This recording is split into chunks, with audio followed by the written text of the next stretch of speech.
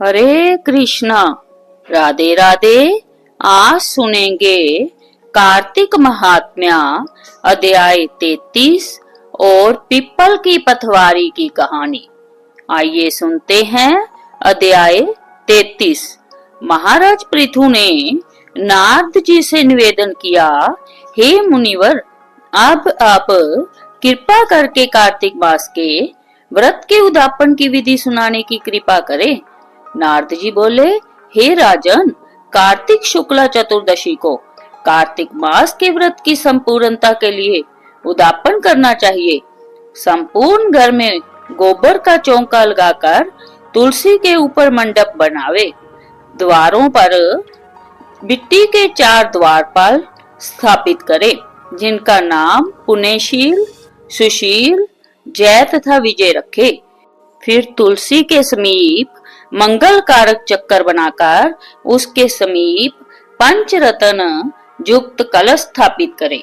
श्री लक्ष्मी नारायण जी की मूर्ति बीच में रखकर फिर नवग्रह, उपग्रह, 10 दिक्पाल तथा 5 लोकपाल आदि स्थापित करे।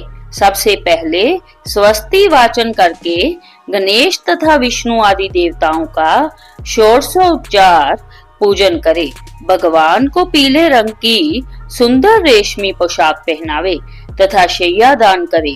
फिर ब्राह्मणों को भोजन करावे और गौ की पूजा करके गोदान करे।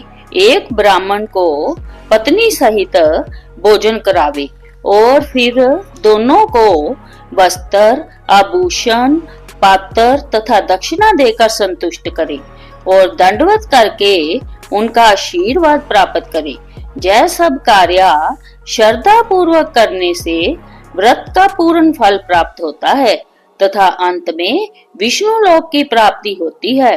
जो व्यक्ति कार्तिक के इस व्रत को करता, सुनता तथा देखता है, उसको भी चौथाई फल की प्राप्ति होती है। इति 33वां अध्याय समाप्तम। इति श्री विष्णवे नमः। आइए सुनते हैं पीपल की पथवारी की कहानी। एक गुजरी थी, उसने अपनी बहू से कहा कि तू दूध दही बेचा, तो वह दूध दही बेचने गई। कार्तिक का महीना था, वहां पर सब औरतें पीपल सींचने आती थी, तो वह भी बैठ गई। औरतों से पूछने लगी कि तुम क्या कर रही हो? वह औरतें बोली कि हम तो पीपल की पथवारी सींच रहे हैं। उसने पूछा, इससे क्या होता है? औरतों ने जवाब दिया कि इसके करने से अन्न धन मिलता है, वर्षों का बिछड़ा हुआ पति मिलता है। गुजरी ने कहा कि तुम तो पानी से सींच रही हो, मैं दूध दही से सींचूंगी। उसकी सास कहती कि तू दूध दही बेचकर पैसे लाकर दे। उसने कहा, जब कार्तिक का महीना पूरा जाएगा तब ला दूंगी। जब कार्तिक का महीना पूरा हो गया, पूर्णिमा के दिन गुजरी पीपल पथवारी के पास बैठ गई। पीपल ने पूछा कि तू जहाँ क्यों बैठी है? उसने कहा, मेरी सास दूध दही के पैसे मांगेगी। पीपल ने कहा, मेरे पास नहीं है, जे बाटे, डंडे, पान, पत्ते पड़े हैं वह ले जा, और गुल्लक में रख दिया। जब सास ने पूछा, पैसे लाई है? तो गुजरी ने कहा, मैंने पैसे गुल्लक में रख दिए। जब सास ने गुल्लक खोलकर देखी तो सास देखती रह गई कि उसमें हीरे मोती जगमगा रहे हैं। पत्तों का धन हो गया है। सास बोली, बहू, इतना धन कहाँ से लाई? बहू ने आकर देखा तो बहुत धन पड़ा है।